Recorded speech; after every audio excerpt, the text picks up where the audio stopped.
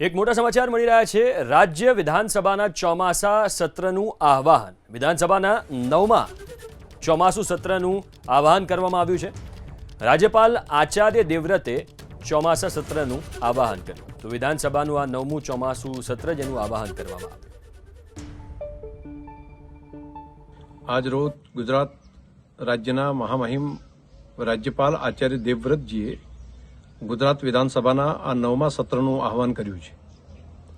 તારીખ 8, 9, 10 સપ્ટેમ્બર દરમિયાન આ સત્ર ચાલશે, જેની અંદર સરકારી કામકાજો, સરકારી વિધેયકો, છેલ્લા દિવસનો પ્રસ્તાવ સહિતના કામો તેમજ કામકાજ સલાહકાર સમિતિની અંદર જે નિશ્ચિત થશે તે કામો આ 3 દિવસના સત્ર દરમિયાન કરવામાં આવશે।